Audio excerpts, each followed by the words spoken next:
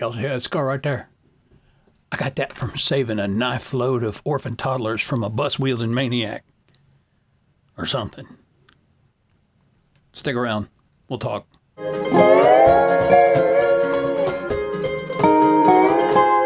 Hey everybody, welcome back to Chemo and Cocktails, the only show on the internet about cancer and classic tiki drinks. I'm your host, Wayne Franklin. You may know me from my previous show on this channel called Schmaltzmark, where I and my family got together and did reviews of Hallmark Christmas movies until they realized that doing 6 or 7 or more episodes a week was a lot of work, and then they just totally backed out of the whole thing. Or maybe you know me from another show on this channel that we called Fans Are Us, where the kids and I would get together and discuss different fandom things that we would geek out about, from everything from Star Wars to video games, until they realized that that was a lot of work, and they also backed out of that. You know what? I'm going to start my own channel. In fact, I have. Just had to get cancer to do it. But hey, it's something. You're watching, so we'll take that, right? And you have impeccable taste. Have I told you that lately? Remind me to tell you more often. Speaking of this channel, let's do a little bit of channel business, so to speak, before we move on and talk about the topics at hand. First of all, I just want to thank everyone for their incredibly kind notes and comments on episode 1. You guys were fantastic, and I'm glad to see that people are enjoying this. Second thing, this will be the only time, I hope, this could change, so you guys might have to hold me to this, but I hope this will be the only time I will ever mention typical YouTube stuff on this channel. And here's what I mean. I want this channel to grow. I do want a lot of people to watch it, especially if people are getting something out of it. If people are being encouraged by what we're doing here, then heck yeah, I want people to watch.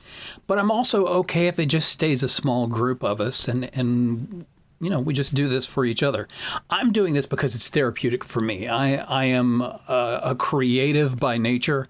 I love to write and to create, and the idea of making people smile or laugh or think or be a little inspired, that's life-giving to me. So now as I'm facing a fight for my life, I do this because it helps me. Because I think I might be helping you as well. So when you guys watch it and enjoy it, that gives me life. So that's the whole reason I do this channel. If thousands of people watch it every time we post an episode, great. If it's hundreds, that's great too. We'll take it, you know, as long as you and I are having a little bit of a dialogue here and we can build our own little community around this thing. To that point, I am not going to badger you guys about subscribing to the channel, liking the videos, clicking the bell so you get the notifications. I will badger you about comments because I do want this to be a discussion. So comments will come up. But those other things, I'm just not going to talk about them. I know you're supposed to. I know you're supposed to do it right up front in every video and encourage everybody to do it. But I just don't want to turn this channel into that. So I'm just not going to. So that's the last time you'll hear me mention it. If you want to do any of those things, feel free. If you want to invite other people to watch, feel free, but we're just not going to talk about that because we got better things to talk about.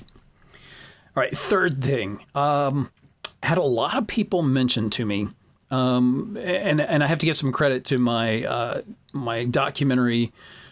longtime documentary co-director and business partner, Chris Wheeler, because he was the first one to mention this. But several people have mentioned that they think I should convert this show, especially these more discussion-oriented episodes, into a podcast. So, Chemo and Cocktails, the podcast. Yes or no? Let me know in the comments. See, I told you I would bring the comments back around. I also had a few people express concern about me drinking alcohol and sugary drinks after I start chemo, because that can be a little bit of a conflict. We won't go into the details of why that is right now.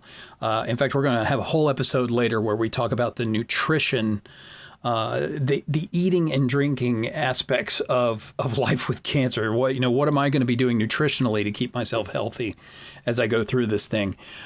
Suffice to say, I'm going to listen to my doctors. Whatever medical advice I get, I'm going to follow it, and I'm going to follow it as much to the letter as I can. So I will keep making cocktails. I'm just going to need some volunteers to come on and drink them for me. That's it. So don't worry about me. I'm not going to do anything stupid like that. Not that I drink that much anyway. Honestly, I have maybe one cocktail a week if I feel like making one, because as you saw with the last episode, they take some time. So there's a lot of weeks I'm like, yeah, I kind of want a cocktail, but it's been a long day. I don't have half an hour to go down there and prep all these ingredients for just me. So yeah, it's not like I'm a lush and I desperately need the alcohol to get through the week, because I don't. I enjoy making them sometimes more than I enjoy the drinking of them. Anyway, that's all the business I needed to take care of. Now let's talk about this week. Since I last talked to you guys, it's been kind of a crazy week. As you noticed, I got the neck stitches out. Neck hole is healing up nicely. I'm still having to put a little polysporin on there on a daily basis. Sporining my neck hole, as I like to say. But, you know, I'm trying to come up with some good stories for the scar. And I'm really hoping it leaves a good scar, because what's the point of having a surgery and a tube sticking out of your neck and all those things if you're not going to be left with a scar to talk about? So these are my top 4 neck hole and neck scar stories. Number 1, you've already heard, that I saved a busload of orphan toddlers from a knife-wielding maniac. Number 2 is that I was nicked by a booby trap while recovering the lost Ark of the Covenant. That's a good one. You got to admit that's good. Third is that I'm designing a line of jewelry for men that is made only of razor wire. And fourth, that this is the first surgical step in transitioning to a Pez dispenser. Got to admit, that'd be cool. If you could just walk up to me, click open my neck, get a big chunk of candy, I'd have all the friends. All the friends. But it's still healing. It's getting better. The best part, well, I don't know what the best part was. There were 2 things about having these stitches removed on Tuesday morning that were truly, truly great. And I can't decide which one is the best. You guys help me on this. It was either the fact that I could finally start lifting things and doing strenuous activity again. In fact, as soon as I came home that day, I gathered the family and helped them unload this vintage bamboo bar that I bought several weeks back, and I just haven't had time to unload it because all this stuff has been going on, and so we finally had a chance to unload that, and I'm really excited to show you guys that, and you'll get to see it a little bit in the cocktail section coming up. The other thing that's really great is I finally got to get rid of the neck beard. That thing was hideous. It looked like my goatee was leaking down my neck. So yeah, you guys decide which is better, losing the neck beard or being able to lift up my bar. I'm really excited to show you guys the bar. Really am. So then after that, before I even got to come home and unload the bar, I had to go straight from the doctor to the pharmacist because I had to get a COVID booster and a flu shot before I started chemo, because as you guys may or may not know, my chemo regimen will be once every 3 weeks. The second week of that cycle is when my immune system will bottom out and my counts will be extremely low and I will be susceptible to everything. We won't even talk about the fact that I'm going through this in the middle of a pandemic, which essentially means I'm going to have to isolate myself for a couple of weeks on each cycle. That's aggravating, and we'll talk about that in a different video. But I'm going to be susceptible to everything, flus, if I cut myself with just a tiny little, an infection, anything that could let bacteria or viruses into my system could be problematic.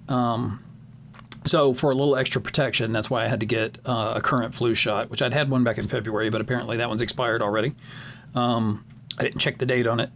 Couldn't find it. It's around here somewhere. And then I had to get the COVID booster. So this is my 3rd shot of the Moderna.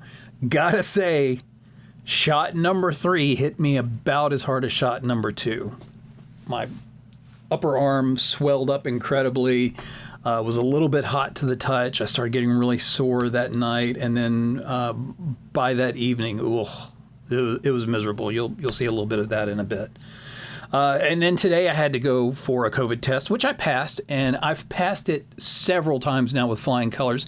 If you guys need the answers, hit me up. I'll do it for free. Then tomorrow, all of this is in preparation for tomorrow, which is a surgery day. I go in tomorrow afternoon, and they will install the Mediport, which will go right here in my chest.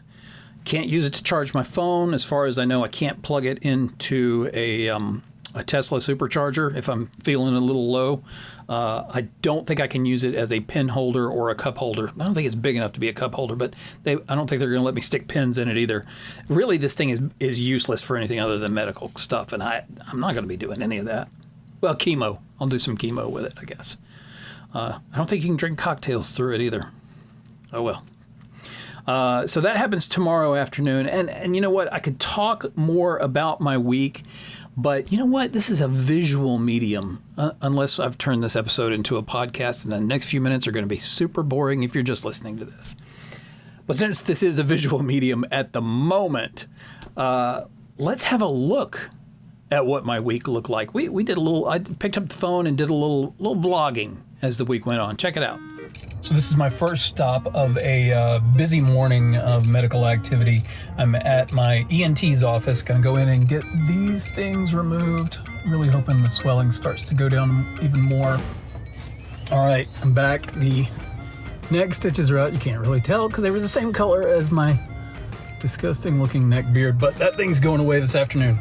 Headed now to get a COVID booster shot, because my immune system will be so compromised once I start treatment. I'm gonna try to get a flu shot while I'm there as well.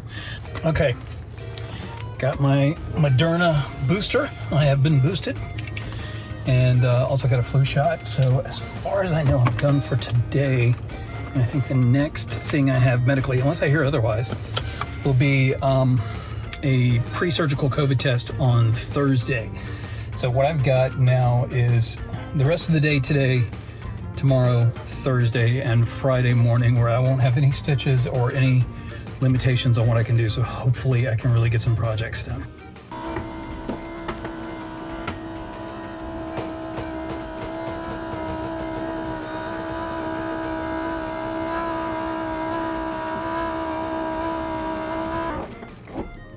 It's 9:45 p.m.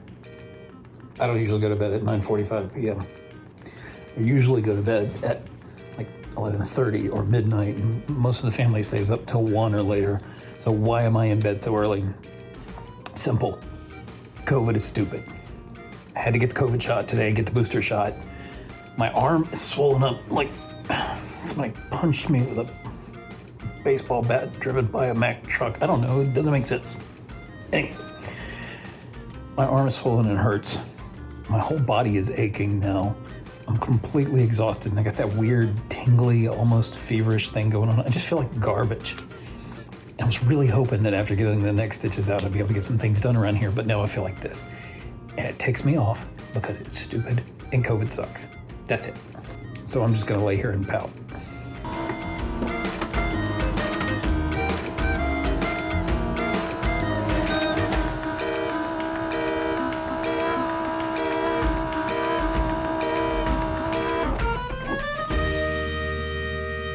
Holy cow, was that boring. I have a boring life, y'all. This cat walking across my desk right now has a more interesting life than I do. Would you mind? Would you mind? Pineapple, everybody. This cat, her name is Pineapple. Is she tiki? That's the question. Anyway. My life is boring, and I have to show you guys something more interesting than that. I mean, you deserve better than what I just showed you. So we're going to go find Kelli, because I have this laundry list of things that she has done to get this house ready for a chemo patient, and we're going to make her take us on a tour of the house and show us all the stuff she's done. It's exhausting, and I pretty much just laid around and watched because I couldn't do anything because of the neck stitches and everything. So, yeah, let's go see what Superwoman looks like. Kelli. Yes? Now I want you to act like you're really surprised to see me here, like you just got, you've been just sitting here looking this beautiful all day and that you didn't get dressed specifically for this, okay? Okay. All right, good. Do you feel adequately surprised? How's that? Perfect. All right. I want you to pull up our Caring Bridge site. Okay. And for everybody watching, I know a lot of people who keep up with us on social media, you've seen the Caring Bridge site or you've seen links to it, and a lot of people don't go there because they feel like they have to register for an account. You can actually just sign in with Facebook or Google, which you're probably already signed in on your device, and it makes it really simple, and then you can access our blogs. Anyway, we did a post last week or a few days ago all about planning for cancer. I want you to scroll down to the list of things that you did. Okay. Yeah. Okay. Now, if you wouldn't mind, Yes. can you read through this list for me? Sure. Clean all three. Yes, three. Refrigerators, emptying everything out and cleaning from top to bottom.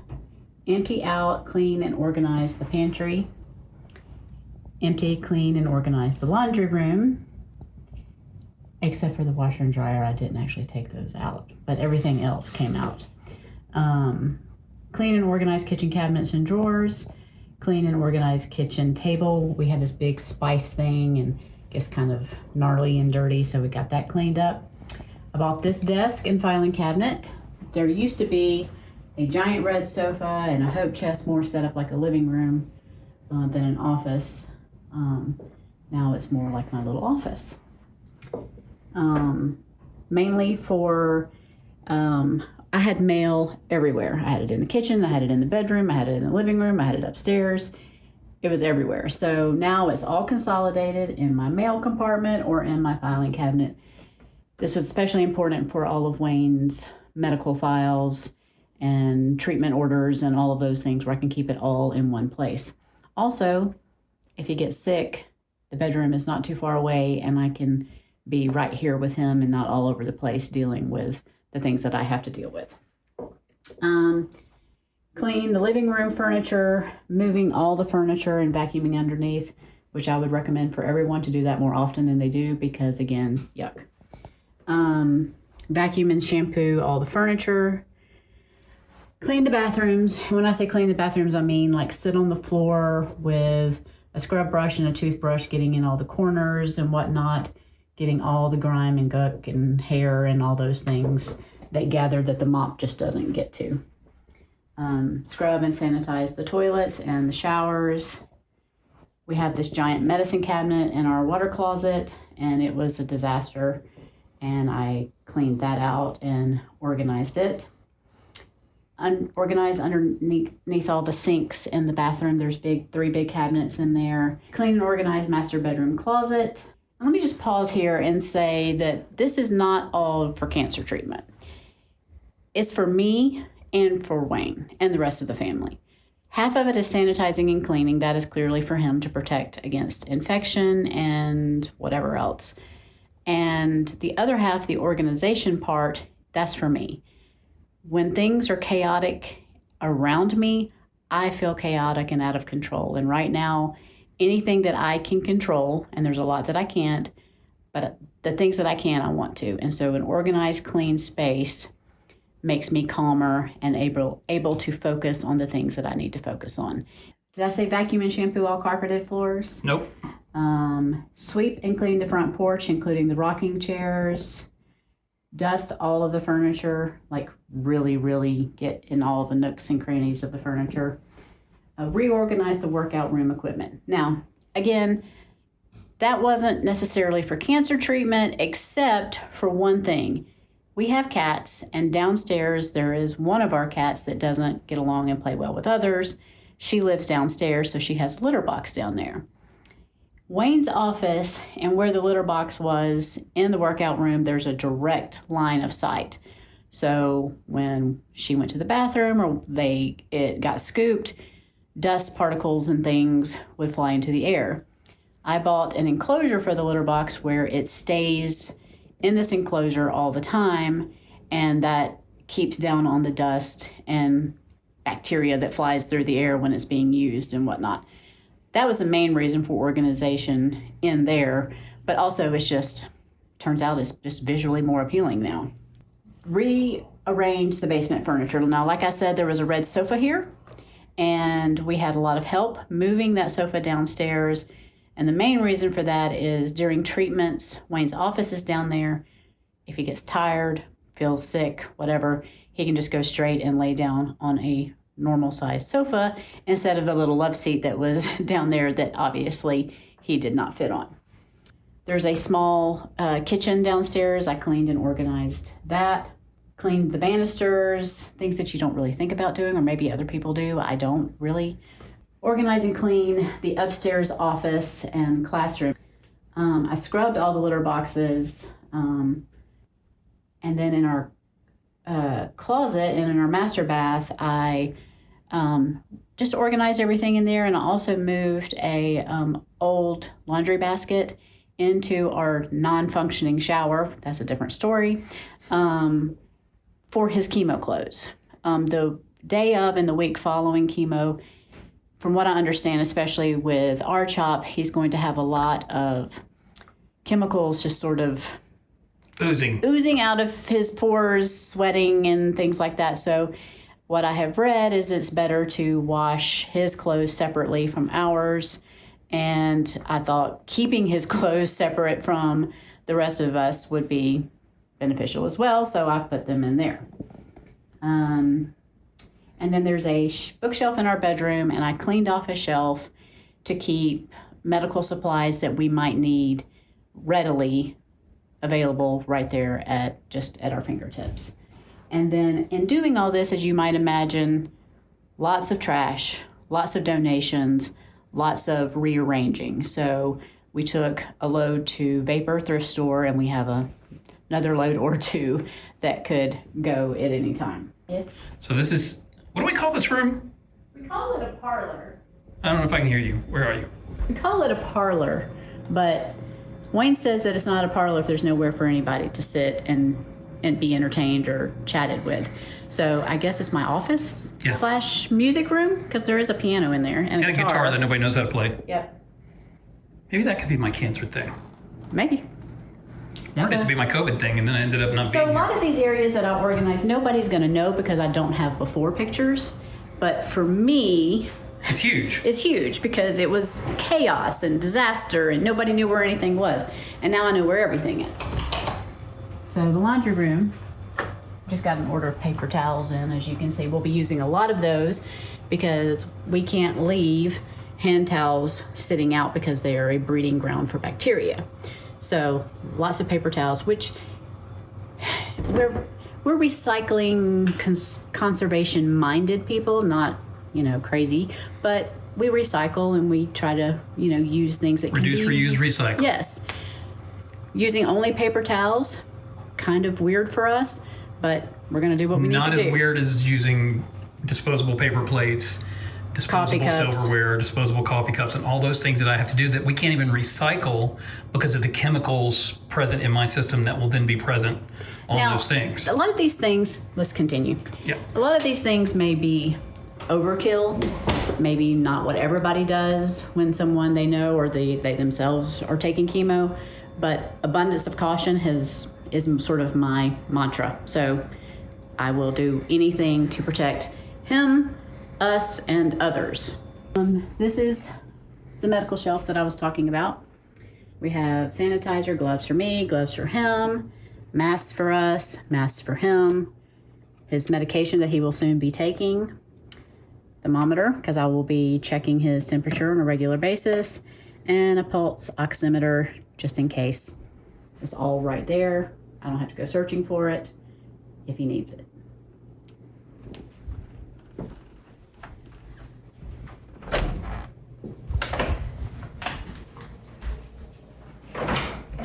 Hey, look, it's me. Closet, like I said, nobody would know anything about this area except for us, but it is 1,000 times better. There was an old laundry basket in here that Wayne informed me just recently that he had in college. No wonder I hated the thing. It was literally falling apart. It would not stay upright any longer. We're not known for being a wasteful bunch, are we? No, we keep things until they are literally falling apart. And we will go to the basement, where you will see Bunny at the bottom of the stairs. Hello, Bunny. And oh, look, and there's a light because we haven't put it away from shooting the cocktail segment of this show. And yes, we shoot things out of order. And she is literally, as you can see, not moving as I'm trying to walk. We just have to walk around her because she's Bunny. Hello, Bunny. This cart we've literally almost gotten rid of like 4 or 5 times. And just when we are ready to take it to be donated, we find another use for it.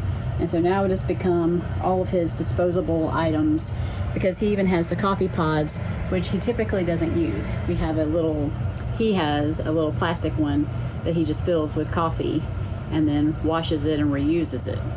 Yes, I use a Keurig. Don't judge me, even though I'm a coffee snob. And here is coffee and cocktails. It's like chemo and cocktails, Yes, but that's what this but just is. with more stimulants. Yes. You've worn me out, showing me everything you've done. I think I need a drink. And as I've already mentioned, we already shot that part. Yeah, but nobody needs to know that. No. So I'm just going to say this. Kelly, I really need a drink. I think it's time to take this to the bar. Well, go right ahead. But first, here's your moment of non-inspiration.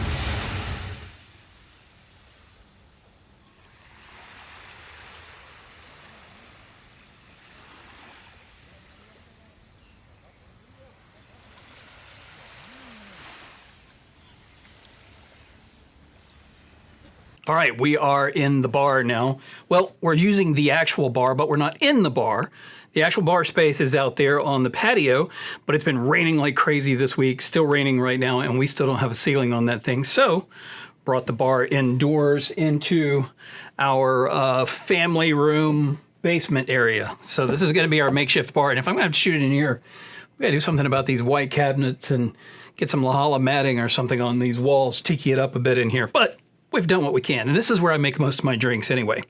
So we are going to make a drink today in keeping with the fact that I am getting ready to have a port put in my chest. We're going to make a drink called the Port-au-Prince.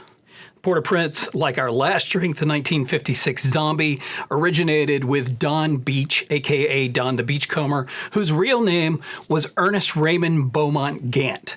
Interesting character. I believe he was from New Orleans, and I think he may have been descended from oil money, but he was definitely descended from money. And he used the money that would have been sent to send him to college. He decided to forego college and sail around the Caribbean and the South Seas for a few years, and that's where he picked up his habit of beachcombing, and hence the nickname that would later become his signature persona for the rest of his career, even changing his name legally to Donn Beach. If I had gotten some sort of an inheritance when I was 18 and decided to sail, I may have made it a couple of times around Mobile Bay, and then I would have been looking for gas to get back to shore.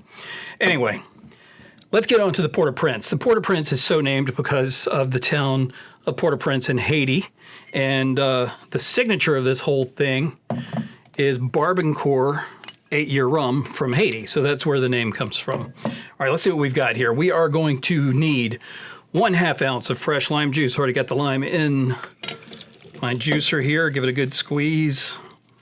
These juicers are just the greatest thing ever invented. They really are. I've got several of them around the house.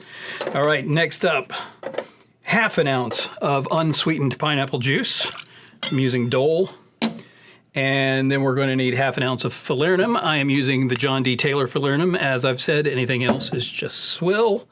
Well, not all of them, but the ones from the major industrial bar brands are.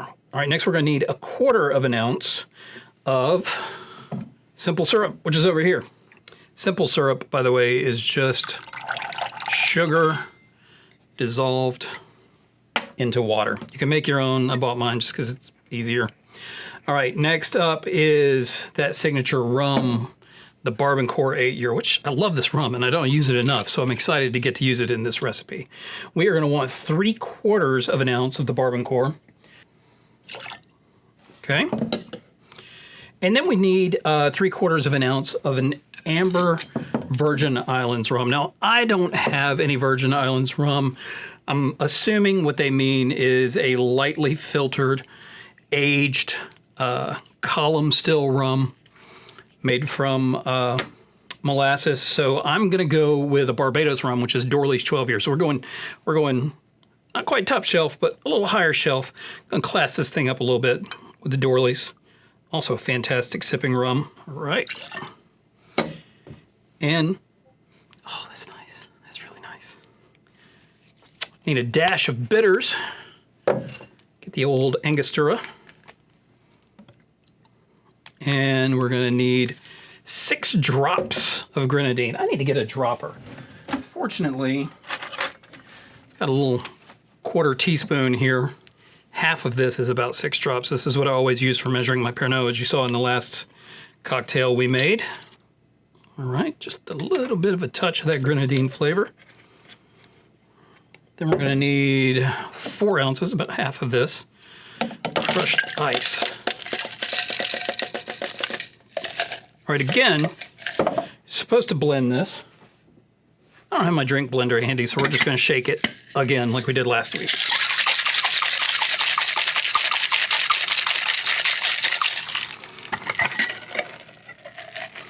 Okay, we're gonna pour that into a Pilsner glass. I don't have a tiki Pilsner glass, but I have this really cool one. Picked this up in Germany about 20 years ago. I just love the artwork on it. So there we go. Doesn't quite fill it up, does it? So let's fill this sucker up with some ice. It's a big Pilsner glass. And I'm just gonna make a mess. Just throw that stuff around anywhere. Let's get one of our big bamboo straws and, I don't know, let's stick a swizzle in this sucker just for fun. I like this one. Where's this one from? Don't even know, but I like it. All right, there we go. This is my first time making this drink. We'll see what we think. Ooh, ooh, thumbs up. Really, really nice drink. A little on the sweet side. I could probably go, I'm just gonna go a little bit more bitters in there, just a touch. There we go. Just to offset that sweet. Really strong taste of pineapple coming through in this one, but the rums, the 2 aged rums are doing me right. So there you go. That's it for this episode of Chemo and Cocktails. I would take you guys back to the office, but frankly, I'm just going to enjoy my drink. So see you next time, and cheers. Stream sort of thing. And you know I look like crap, so I'm probably not going to allow you to post what we're doing right now.